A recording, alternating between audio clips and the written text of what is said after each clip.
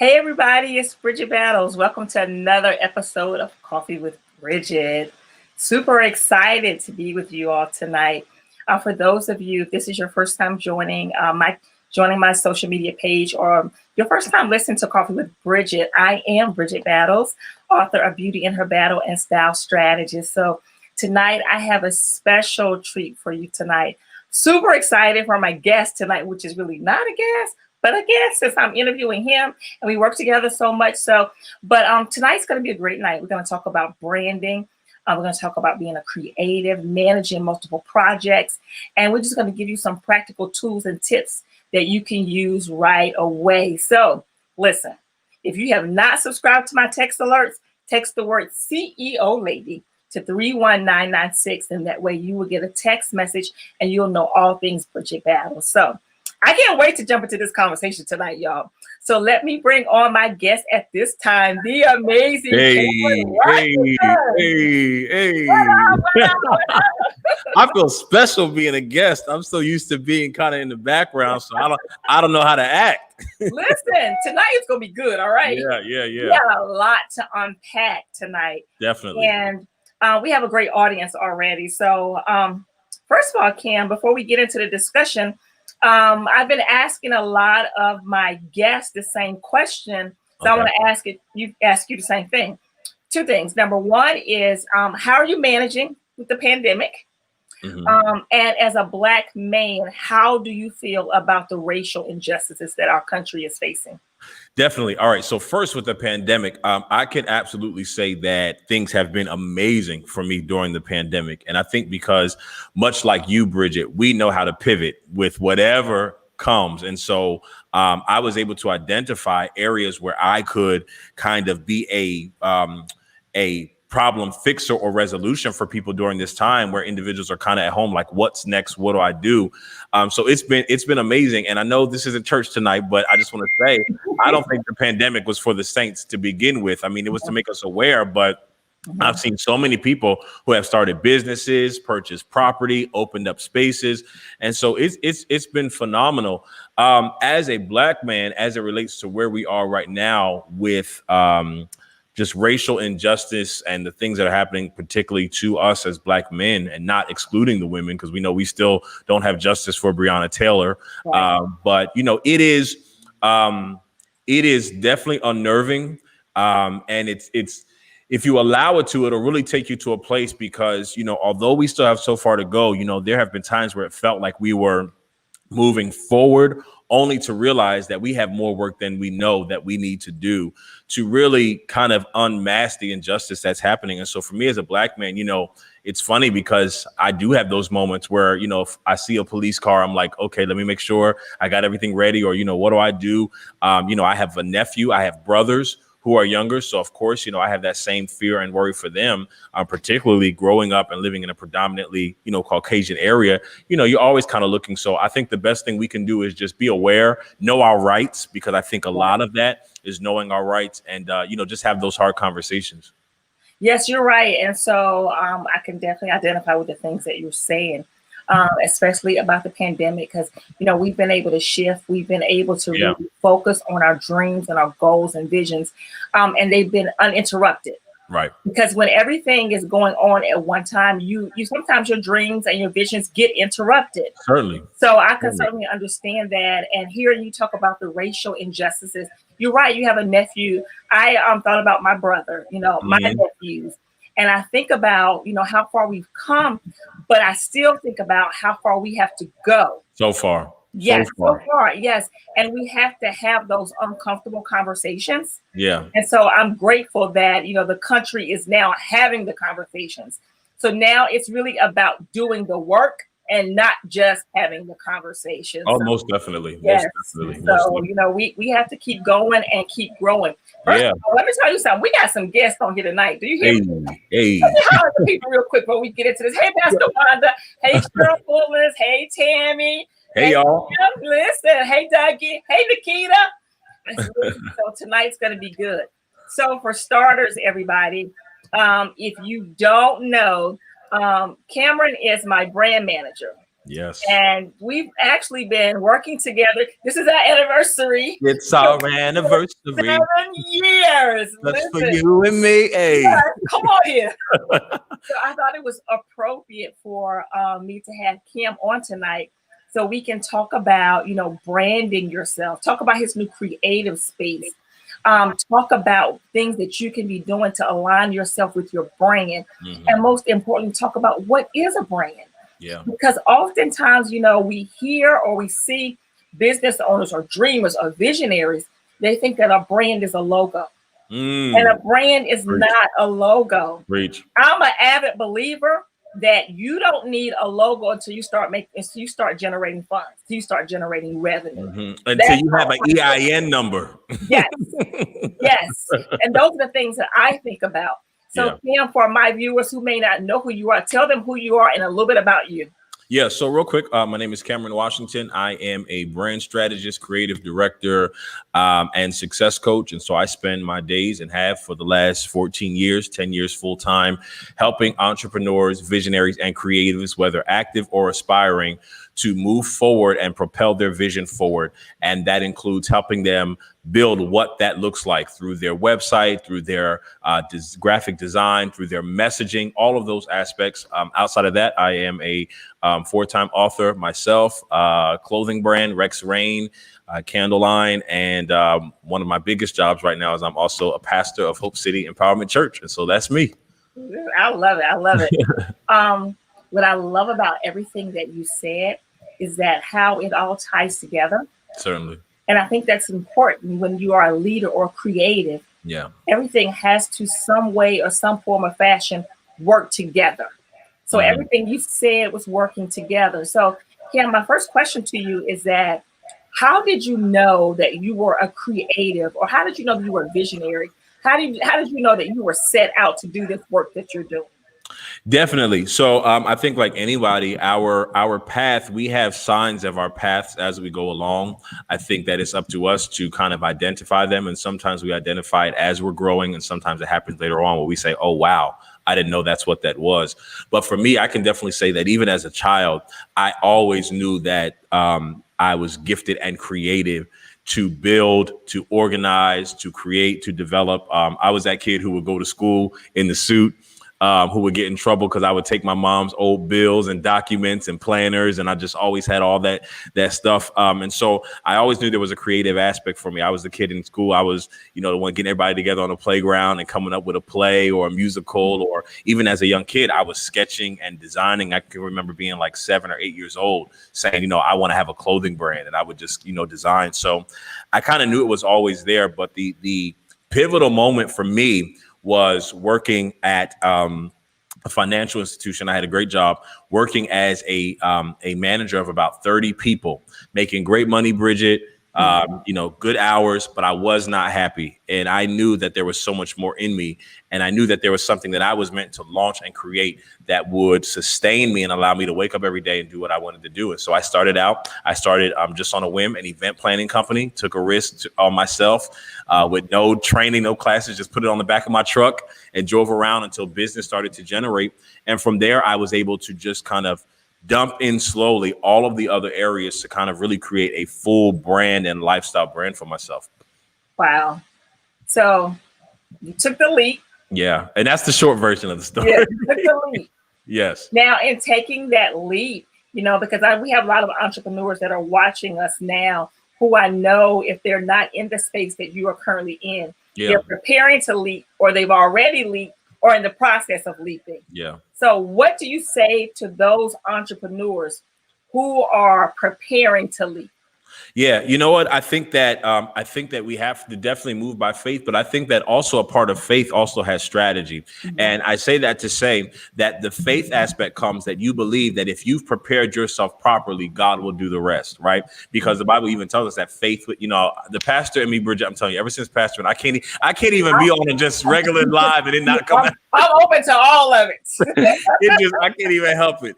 But the Bible even tells us that faith without works is dead. And so part of that leap of faith is you preparing and doing the work. And so for me, it was about believing God, but I also had to have an exit strategy. And that's one thing that I teach my mentees. That's one thing I teach other entrepreneurs who want to leave. I just did a masterclass called From 9 to 5 to Full-Time Boss.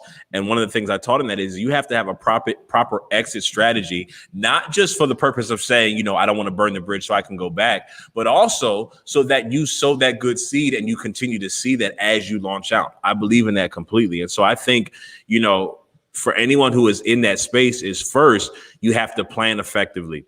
And you have to look at, there's going to be some things you're going to have to sacrifice. You know, when you make that leap, you can't buy new clothes every week. You can't go out to eat every week. You know, you can't do some of those vacations. You have to sacrifice and be willing to sacrifice those things. And most of all, you have to be disciplined, because people think that entrepreneurship and working for yourself, whether it's part-time or full-time, is just great because you can do whatever you want. You can't do whatever you want. You cannot. No, you still got to have a schedule. You still got to be accountable. Say that one more time. I need you to rewind that.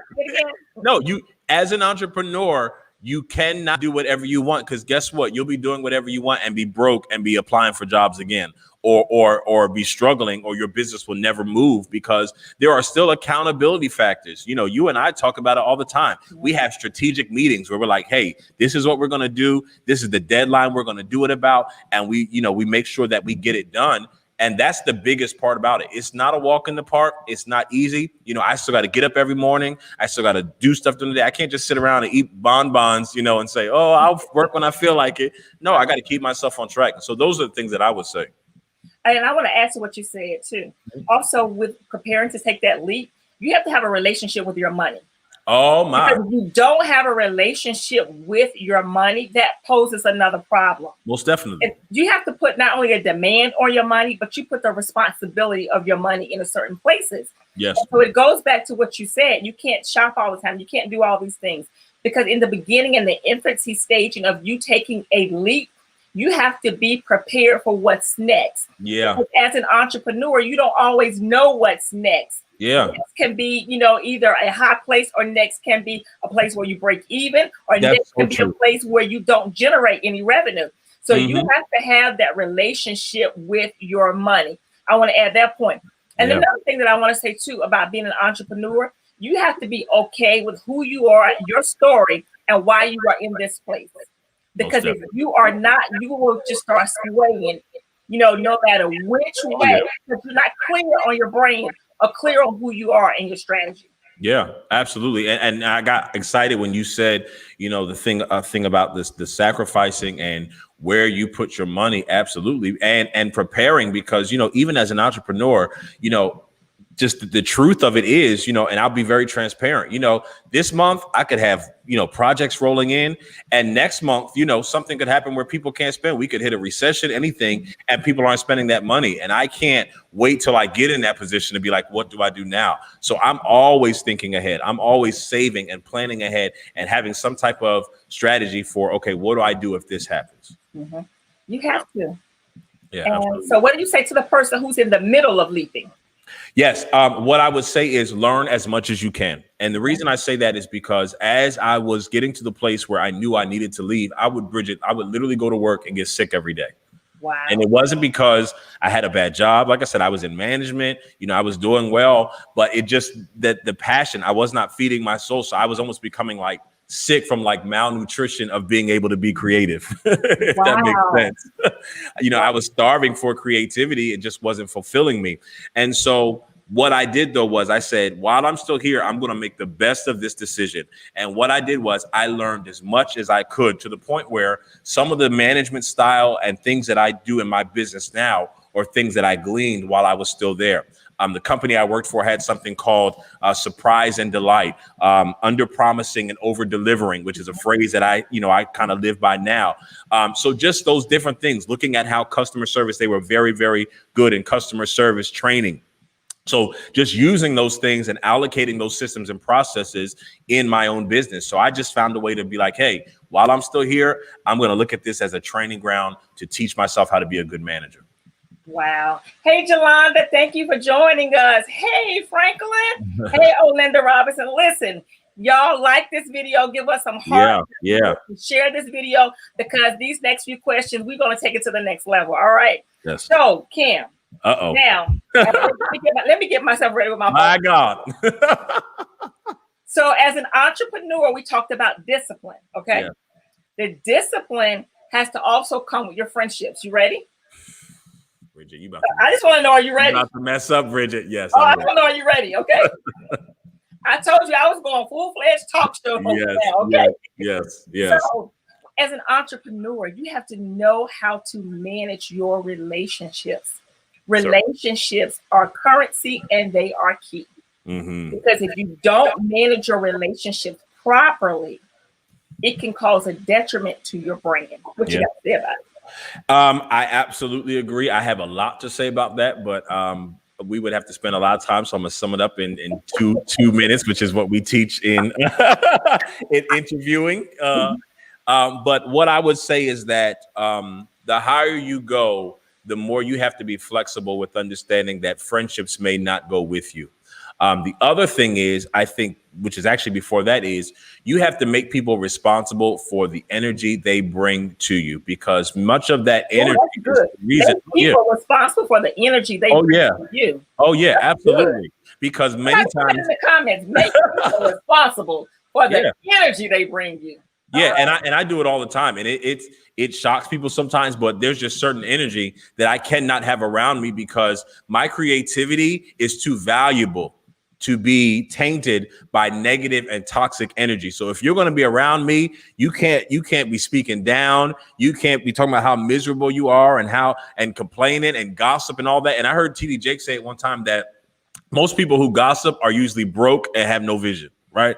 Because those of us that are moving, we're focused. And so as it relates to friendships, I think that's important. Make people responsible and accountable for the energy they bring to you.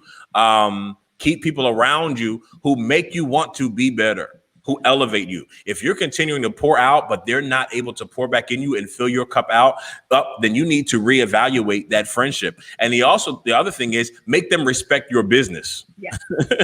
Yes. Absolutely. And be willing to realize that some people who could accept you as in one space may not be able to go with you or even accept you as you grow into whatever capacity you're going to grow. I always tell the story just real quick about like Saul in the Bible. When Saul was getting ready to be king, it was a servant that went with him to Samuel. But when Samuel was telling him, like, you're getting ready to be elevated, even though the servant brought him, he couldn't be in that meeting. And a lot of people feel like because they helped you or pushed you get somewhere, that they're always supposed to be a part of the journey. And that's not the truth. Some people are meant, we say it even in growing something. Some people are growers, some people are builders, and some people are sustainers. There are some people who were only meant to get you there, but they're not meant to stay there. And a lot of times we carry dead weight because we feel guilty, like, oh, well, that's my girl or that's my boy, and they were with me when I didn't have anything. But the truth is they can't accept you in this new level. So you got to be willing to make people accountable for that energy, make them respect your business, and know that they may not be prepared to go with you to the next level. This is good. And I'm going to tag that. Yeah. I have a fiscal responsibility to myself. Oh, yeah, absolutely. I have a fiscal responsibility to myself to live the life that I desire and the life that I crave. Yeah. And so when it comes to balancing relationships, whether it is a friendship or whether it is a special relationship with a significant other, there still has to be a level of respect. Absolutely. And there still has to be a level of not just respect, but also a level of trying to understand. You ever had a great idea and then you be so hyped about your idea and then you go and tell somebody and they're not as excited about your idea as you are. And so, when it comes to friendships and relationships, they may never get as excited, the way that you are because it's your vision, it's your insight. But if they cannot at least celebrate where you are, right, not where you're going, celebrate me where I am. Then if you can celebrate me where I am, that takes the relationship in a different direction. But if you can't celebrate me where I am, there's no need for me to tell you where I'm going. Yep. And check this out. You said something so important. This is why we're 7 years of working together, because we think alike. Inside track. This is how we work every month. we think so much alike, and we have the same values and principles when it comes to business. But I also say to people, and hopefully this will help somebody who's watching, is you do have to be very careful who you share your vision with. And this is the other thing. It's not always that people are upset or jealous and that being the reason why they can't celebrate. It's just that some people, their mind doesn't go beyond the capacity of what they do every single day. So for you to say something like you're going to start a Coffee with Bridgett live television show, or you're going to launch a podcast, or you're going to launch this, like some people, or even, things that I've done particularly, like there's some people I know I can't share it with because it's not that they don't want to be happy. They don't know how to be happy because they can't even envision it being done. So, you have to be aware of that everybody does not have the mind space and the capacity to even understand what it is that you're going to do. Mm-hmm. So we've talked about the person preparing to leap. Yeah. Now we've talked about the person that's in the middle of leaping. And this is good, y'all. Somebody type this is good if y'all are enjoying this. But now let's talk about the person who has leaped. Okay. Now the person who has taken that leap of faith. And when you take that leap of faith, you can't expect to be a millionaire and get rich off one person. Right. Taking that leap of faith requires you to work even harder. So what do you say to the person who has already taken that leap of faith? I say a lot to them, but if I had to pick a capacity, I would say to them, be accountable for what you create and stop right there. Mm-hmm. Be accountable for what you create. Mm-hmm. That's Yeah, because the goal is that when we build or create something, we're not just doing it. I know for me particularly, and I know you can agree, is what I'm building, I'm not just building for now. I'm trying to build something that even when I'm gone, generations will live off of what I've built. And in order for that to happen, I have to wake up every day and realize that I have to be accountable for what I've started. And I have to be accountable to it, which means I got to give it time, because your business is your baby. And the goal of it is just like in the natural, when you have a baby, you raise that baby, you feed that baby, you nurture that baby, you educate that baby. And then what happens is when you get older, what happens is that baby ends up taking care of you. Yeah. So that's the same way that I see it in business, is that your business is your baby. And you got to feed it. You got to spend. You can't neglect it, for 3 weeks because you're depressed or you're upset or you too busy. No, you got to feed it every day. You got to nurture it every day. You got to pour into it every day. And eventually, if you do that, it will grow up healthy, and then it'll be able to take care of you when you don't want to work anymore. You'll still have residual incomes coming in and things that you can live off of. And so that's what I would say to the person who has taken that leap is continue to be accountable for what you create and take moments to celebrate your wins. Because we can be so hard on ourselves, like, oh, I didn't get this done or I didn't meet this goal. But take a minute to, like, when you do something, take a minute to be like, yo, I did that. Like, let me celebrate myself. Treat yourself. I tell you, every time I do something, I buy myself something like, you deserve that. Because I know you do. You work hard for that. I know you do. Yeah. Hey. I'm serious because we work so hard. Yes. And what is the point in working so hard in what we do if we're never going to take time to actually enjoy it? Mm-hmm. So I take time to celebrate my wins. I'll be like, oh yeah, that Louis Vuitton bag, that's for me because I worked hard this week. You already know. Look. You already know. you sitting in your rewards. And it's still growing. Yes. It's still growing. So we've talked about the person who is preparing to leap. We talked about the person who is in the middle of leaping, and we've spoken to the person who has leaped. Yeah. So after you've done that, let's talk about the practical foundation of the business. Bridgett, you better ask these interview questions. Let me just stop and tell you. You're asking these questions. I love it. Come on, interview. Listen, I'm about to start Coffee with Bridgett Network, okay? I love it. Producing everybody's shows. I love it. Come on, questions. So let's talk about the foundation of the business, okay? Because the foundation of the business is so important. It really is. Yeah. One of the things that I'm most proud of, and it took me a minute to get there, was really identifying who my ideal client was and is. Because you can't be all things to all people, especially starting a brand. And so, or a business, a brand. But so once you identify who your ideal client is, then you start to work on the problem that you are solving for them. Because if you are not solving a problem or providing a solution, then what's the purpose and the point of the brand? Yep. So now for foundation, what do you say to the person who is starting the business? Who is starting the business? Yeah, I say, honestly, I say exactly what you just said. And I think a lot of times we have individuals who start business because the idea of a logo, like you said, a website, a launch party, a Facebook post, a launch video. All of those things are very exciting, right? And it's exhilarating. But a lot of times it's like building the second floor before you even put the foundation on the house. And the foundation is, like you said, first of all, is what I want to do.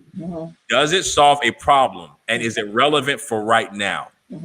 Right? Is this the right season to be launching it in? Not just because I'm excited and I want to be a business owner, but is this the right season for me to start launching it? Because we got a lot of people who have the right idea, but are launching it in the wrong season.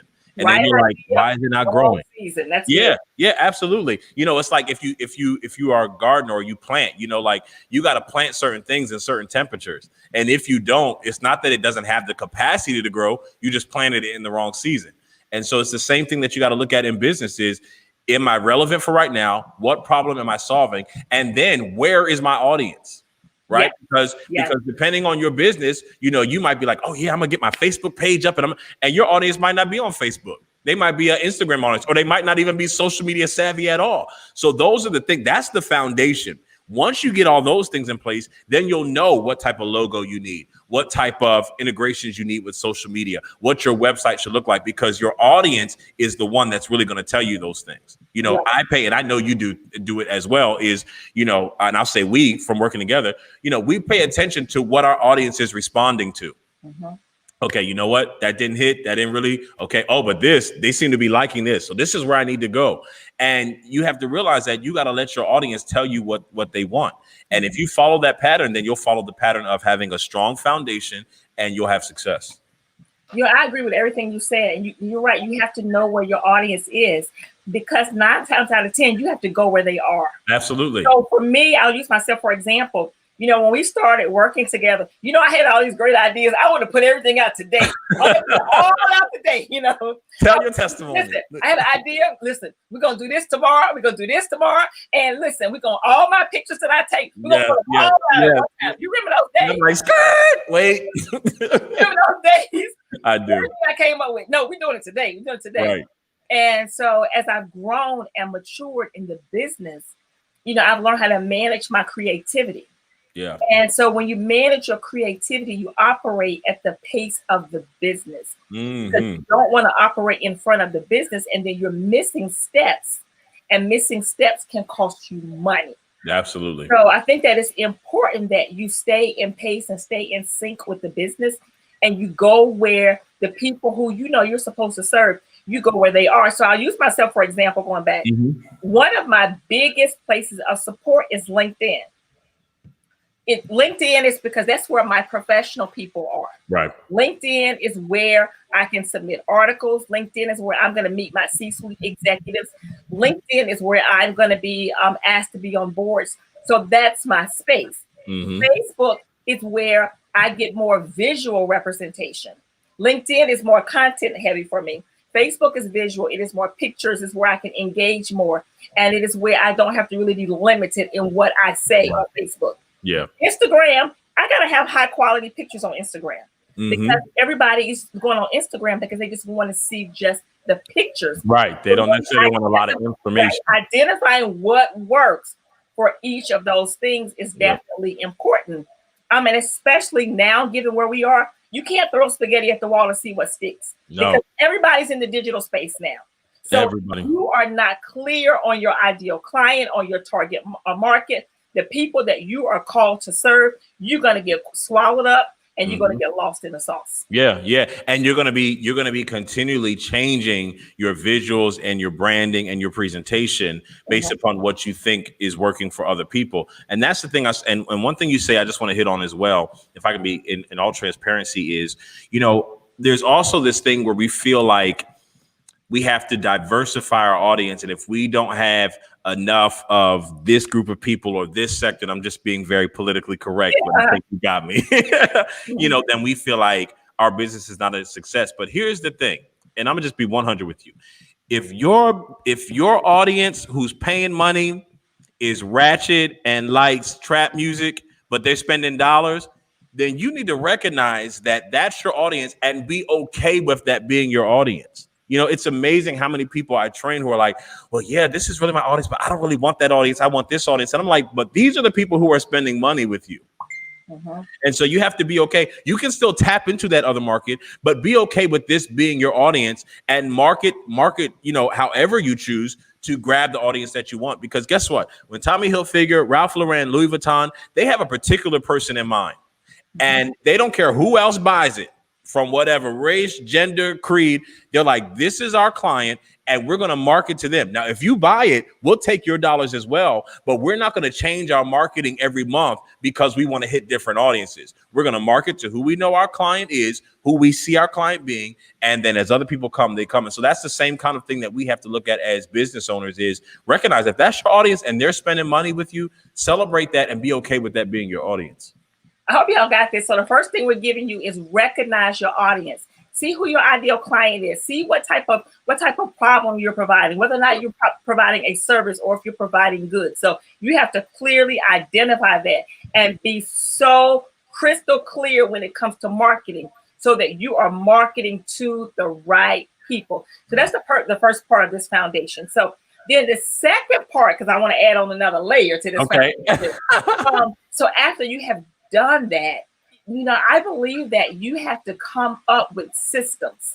Oh my God. You can't be all things to the entire business, because if you are all things to the entire business, the business is not functioning without you. Yeah. And so I'm in a place now where I need the business to function, whether or not I'm in front of the camera or not. Most definitely. I think that systems are an absolute.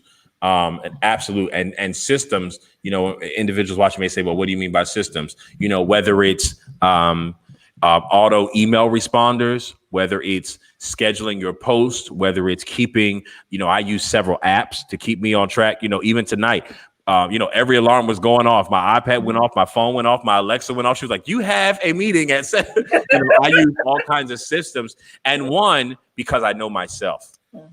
And I know that with so many things, pastoring, business, clients, coaching, you know, just by nature, we're just human. We can forget things. And so I recognize, okay, you know what? That's a weak area for me. So I need to implement systems. And so that's the same thing I would say to you entrepreneurs is recognize, because we all have them. We are not all strong. We all have something that we're weak at. You know, mine sometimes is remembering. So I got to put systems in place. Whatever yours is. Yours might be social media posting. You know, I forget to post on social media. Okay, then look for a system that allows you to schedule your post. You know, just using those different systems and mechanisms to help you. And systems can also be people. You know, maybe you need somebody. You're not really into responding to emails. That's not your thing. So you put it off, and now you've got all these people waiting for you to respond. Then find somebody who's like, hey, well, you know what? I'll respond to emails for you. Just set up a template, whatever those systems are. Absolutely. And so Benita introduced me to Setmore a long time ago. And Setmore is amazing. So rather than me emailing people back and forth or having somebody from the team emailing back and forth to see when I'm available, we just share the link for Setmore. Yeah. And it gives you the dates and times that I'm available. And then you can identify on the calendar, you know, which of those times works for you based on when I'm available and what type of service that you need. So having that in place is a great help, because you have to manage your day. Because we're in this digital space that is heightened. You have to manage it, because if not, your personal living and your business will collide. And it's okay if they collide if you can manage it. But if they collide and you can't manage it, that's a problem. The moment you become disorganized, that's the moment that you lose money. Yeah. And, you know, a lot of times it becomes, which is something that I just did, which you spoke of it earlier, even getting a creative space. A lot of times that we mismanage is because we haven't put boundaries around our personal life and our business life. And so, like you said, everything is colliding and we have all this stuff meshed together. And we haven't really separated or put boundaries. You know, for me, like I started putting in place, like, you know what, after this time, I'm done working for the day. Like I just have to put it in place, because, you know, you'll overwhelm yourself. You'll burn out. I noticed that the more that I was just responding and doing stuff, you know, waking up at, 1 o'clock in the morning and opening my computer and stuff, I realized that I was putting more pressure on me and I was starting to forget things more. I was starting to be laxful on things. So I was like, you know what, I got to put some boundaries, which is another system, that I use. But yeah, I totally agree with you. Yeah. So that's the second part That is the second part, is that really, getting systems, Yeah. process, automating things. So Mhm. we're still building this house. All right. We got our foundation. We got our first floor. Yes, yes, And yes, now yes. we go to the second floor. So the next thing, that after you have started to really set up your systems and your processes, I've learned this a long time ago, and I think you'll agree. Marketing is the oxygen to your business. If you are not marketing, your business is not breathing. Yeah. Your business is not breathing, it is not living. If your business is not living, you are not generating money. Word. You are not generating money. It is a hobby and not a business. Mm-hmm. So marketing is more than social media posts. Oh, yeah. Marketing is more than having a great logo.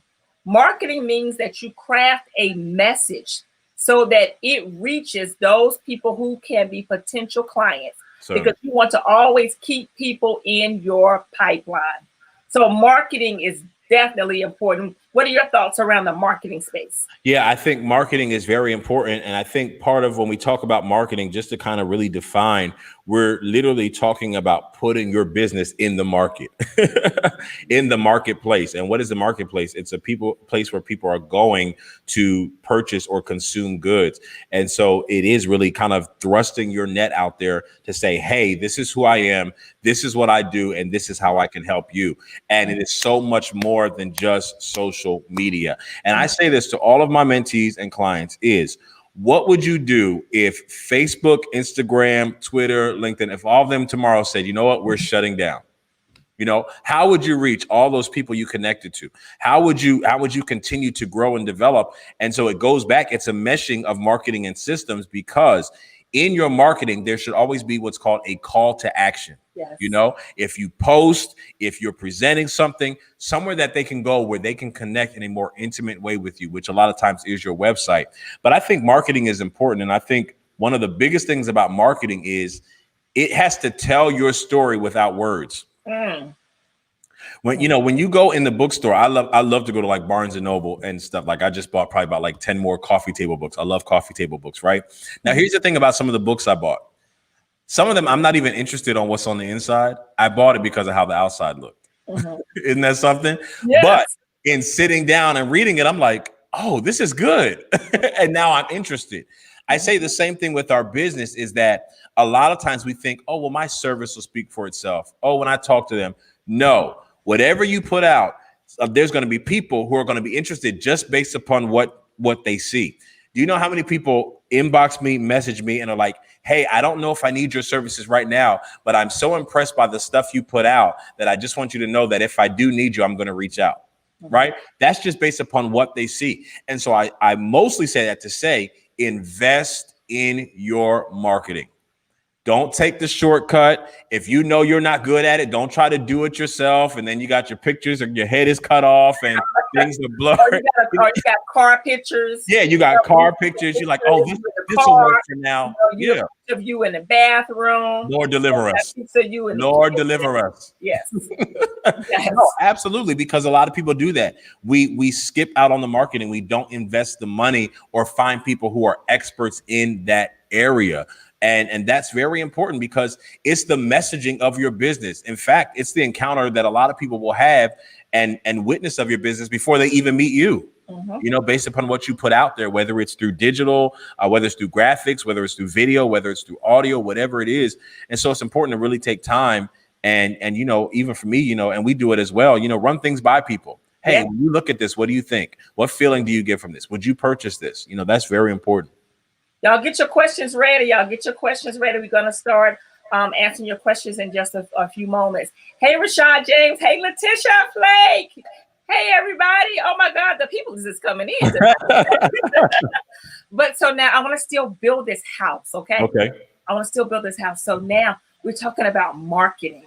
So after you have marketed and you've gotten out there, you've gotten in front of people, and people are paying attention to your service or to your product, it is about closing the deal. You can take 50 phone calls, you can take 50 consultations, but you have to close the deal. Yeah, absolutely. You have to show people why they need what you have to offer. And I think one of the key elements to that is really listening to your audience and really staying focused on your mission, vision, and values, because those two have to be aligned in order for you to close the deal. Yeah. And here's the thing that I'll say, even with closing the deal is, and two things I want to say about that is that in this season, we are in the season of counting invoices and not likes.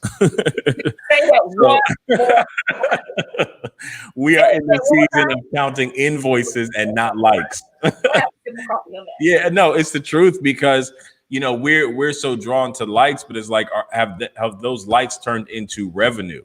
Right. And that's what we want to focus on, is where the revenue dollars are.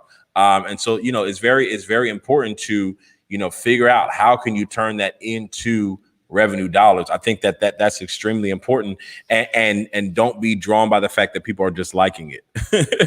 The other thing I was going to say is charge what you're worth. Charge what you are worth. And let me tell you something.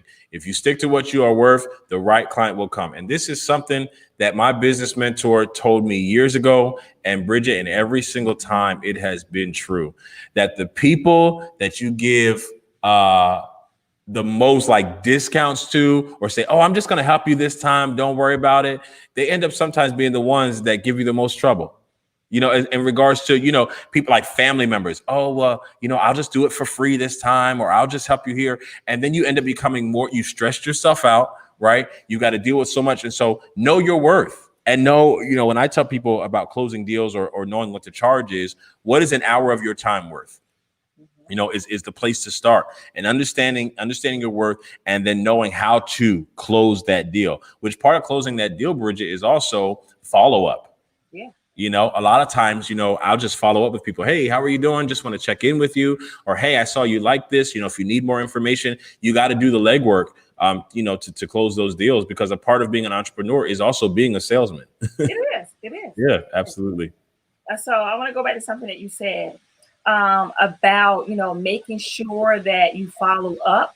And when you follow up, making sure you stick to your process, because the business has to have a process. There has to be one of the systems. Yes. And I know, for me, total transparency, anytime I have broken my process, it has cost me in the long run. So that was like a very, very valuable lesson. Absolutely. So you have to stick to your process. If the process is that I connect with you via email, that's the process. If the process says that you have to pay for it on the website, that is the process. Exactly what I'm saying. Yep. Shortcut all those different things, you forget. Life happens and you forget. You go to whichever fire is burning, and that's the one you focus on. And then you forget about all these other things over here. So it's really sticking to the process. And so now we built this house, we've gotten our foundation. We've built our first floor, our second floor. And now, come on, house. And let me tell you, and Bridget's house got all them floors too. She got that nice it's only 3 floors. That's okay. It's only 3 floors. So now that we've built this house, now let's dress it up. Okay. So let's dress it up. Now let's talk about our logo. Right. Now let's talk about brand recognition. Let's talk about the buzzwords that are tied to you. And I use, for example, because I'm everybody knows me, know that I love coffee, and I know that I love fashion. So those 2 words, people automatically equate that to me. And so when it comes to brand recognition, you have to continually repeat what it is until people understand it and no longer, question it. Yeah. So now when people see the 2 BBs in black and gold, they know that's Bridgett Battles. Now when you see coffee and fashion, you automatically think Bridgett Battles. So it's all about brand recognition. Definitely. That is when you bring in your logos. That is when, you get a fancy website. Because if you've gone through all those different phases, you should be generating revenue at this point. Yeah. If you are not generating revenue after going through all of those steps, it is because you don't believe in your product. Yeah. Preach.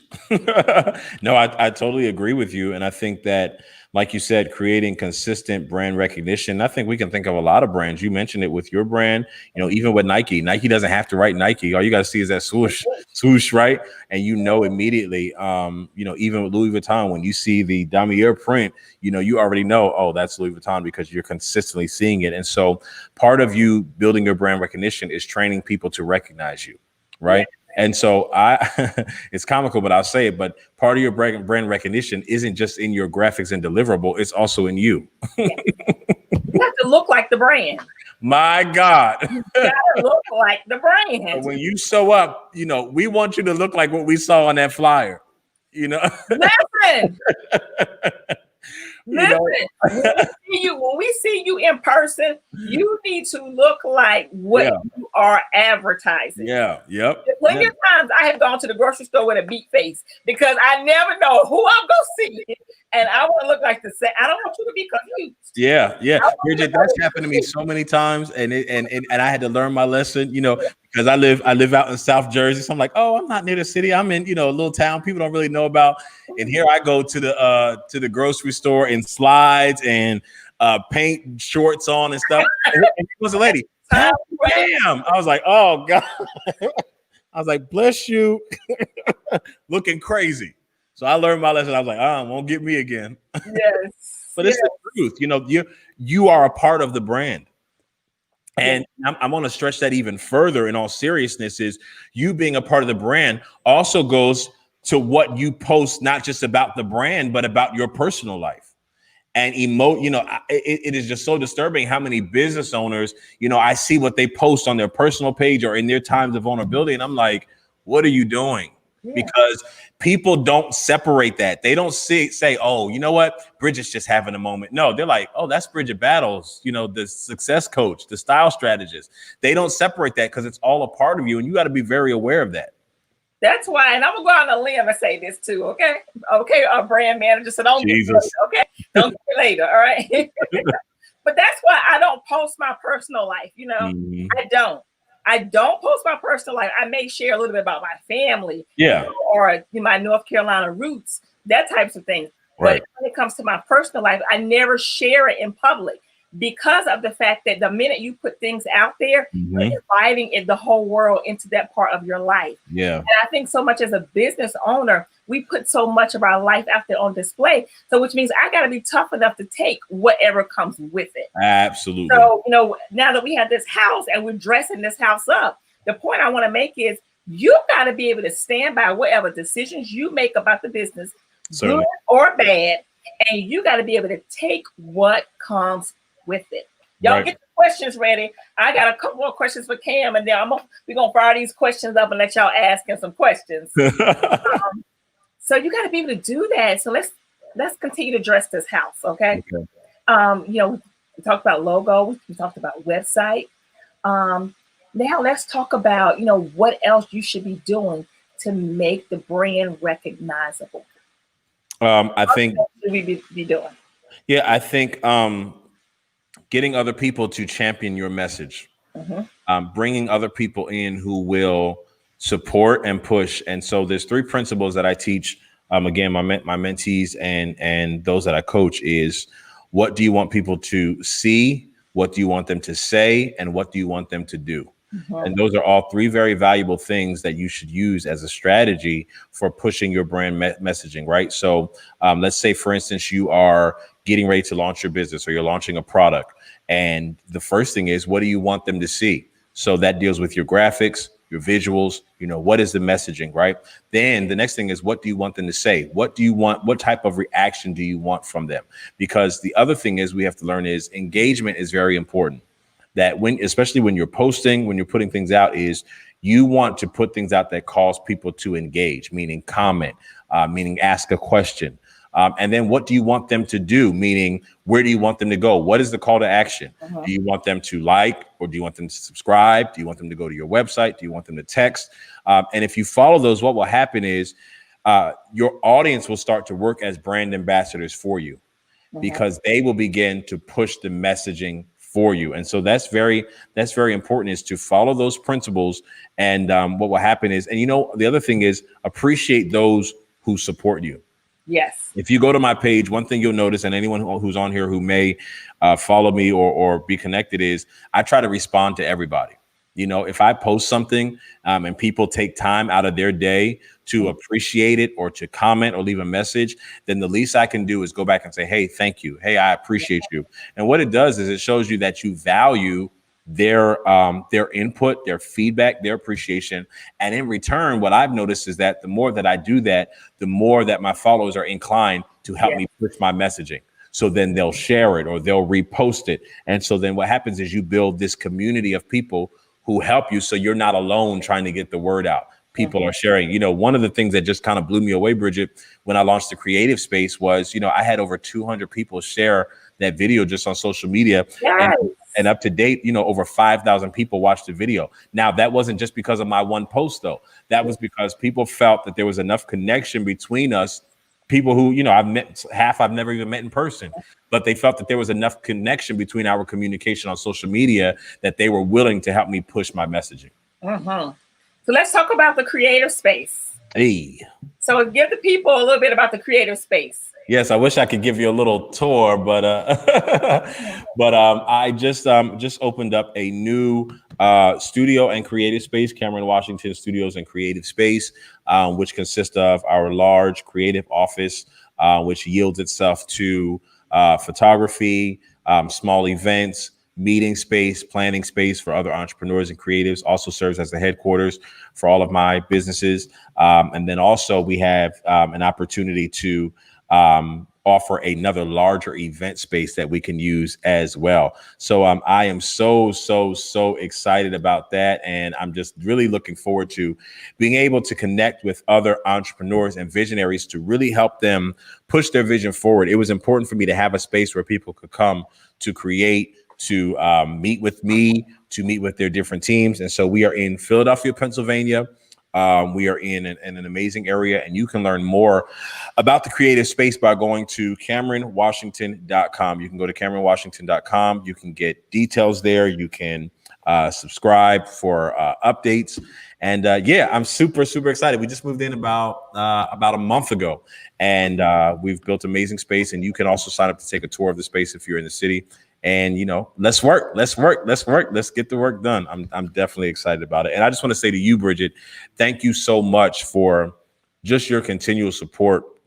And, you know, the fact that for all of these years, you've trusted me with your business. You've trusted me with your brand. And, you know, I've just seen so much phenomenal growth from you. I've seen phenomenal growth, and I've seen what you've been able to build. And I, as well, am inspired by what you're building. So I want to say, I definitely want to say thank you for that. You have been an amazing support system to me. Wow, Cam, you know, listen, we work well together. Yeah. We work well together. Yeah, we do. Questions? Anybody have any questions for me and Cam? Question. And I'm gonna go on Facebook too, so I see who I see on here. All right. If you have questions. All right. Anybody have any questions? We will take your questions now. Let's see. We got a great following here tonight. Awesome. Oh, this is good. I hope that, you know, Hey, Nikita. Listen, we've given y'all something to think about, and especially, you know, growing this business and just, you know, take it to the next level. Yeah. You got to take it to the next level. You can't do what you did in the past. Yeah. And now even more, because, you know, everybody is launching something, right? Everybody has a business, has a podcast, has a webinar, has a product. And so you got to figure out ways to stay relevant. You know, I remember like when I first started, there weren't a whole lot of us who were, you know, in my circle who were entrepreneurs and starting business. And now it's like, I'm like, oh, I got to step my game up because they're coming strong, right? They're coming strong. You know, I was kind of, you know, one of the only ones that was doing certain events and, you know, things in the city and, you know, merging kind of even the church world with fashion and all those kind of things. But it's like, everybody's coming strong now. And now you got all these apps where you don't need a whole lot of fancy stuff. You can kind of do your own little stuff. So it's like, you know, you got to stay on your toes. So one question says from Lisa, she says, how do you build engagement? I think building engagement is by communicating. And one of the easiest ways to do that is when you post, ask a question. You know, ask a question which will provoke people to respond or tell them to leave a comment below. You know, sometimes I'll say something like, you know, and include your audience in your post. You know, I'll say something like, you know, this month has been a phenomenal month and I'm just so excited about everything that's happening for me. If you feel the same way, drop a comment below. right? So now what I do is I include them and they'll start, or if I say, if you know that this next month you're going to bring in, new clients and new opportunities, drop a comment with me below. And when they drop that comment, celebrate them. Be like, hey, thanks, Sharon, hey, Sharon, I'm wishing the same for you. And it starts building that engagement. And, that's a key way to keep that post relevant too, because the more engagement it has, the more it's going to pop up on the feed. Mm-hmm. Now, that was like $150 consultation right there. But for Bridgett Battles audience, you got it free. Listen, if anybody else has any more questions, because our time is almost up. If anybody else has any questions. Wow. So, Cam, can you believe that we've been on here almost an hour? It does not seem like an hour. Nope. I love it. I love it. I love it. Listen, if we have any more questions, Frank says confirmation. Franklin Holt, that's my buddy right there. Yes. So, Cam, tell everybody how they can get in touch with you. Sure. So you can go to CameronWashington.com, CameronWashington, Washington.com. Everything is there. You can get to all of my different entities, the Power Huddle, which is a great community I've created for creatives, entrepreneurs, and visionaries that you can sign up to be a part of. Also, I do have text alerts. You can text CW now to 21,000, get updates. I have several masterclasses that I teach throughout the months that will help creatives and entrepreneurs. So go to the website. Drop me a line, fill out a request form, and we can work. And then on social media, Cameron Washington everywhere. Yes, Cam, tonight was amazing. It was. So, everybody, I hope that you've enjoyed this house we built tonight. Yeah.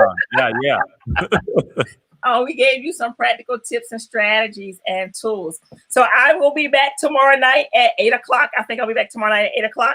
Yeah. So yes. What are we doing tomorrow night, Cam? We are doing Bridgett Battles shopping event, and I'm not going to be petty on here, but I'm just going to say it's not going to be like these shopping events that you've seen on Facebook. We're going to do it live. We're going to have some little fancy stuff, so y'all get on here and shop. Bridgett has amazing products, and we're going to do it in a super professional way for you. So be back here tomorrow night. Be back here tomorrow night at 8:00. So Cam, I know you don't have no coffee. What you got? I don't. Oh God, I probably got some anointing oil around here, but I can't drink that. I don't. Look, and you know what? Because I'm so used to being behind the scenes, I didn't bring anything. I didn't even think about it.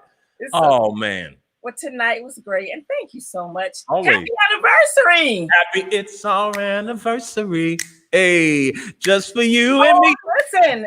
Real quick, I forgot. So my makeup artist, Feliza launched her lashes. Oh, wow. Nice lashes are by Feliza Nicole Artistry, and the ones I'm wearing tonight are called Temptress. So I will tag Feliza on my Instagram. Yes, Feliza comes through all the time.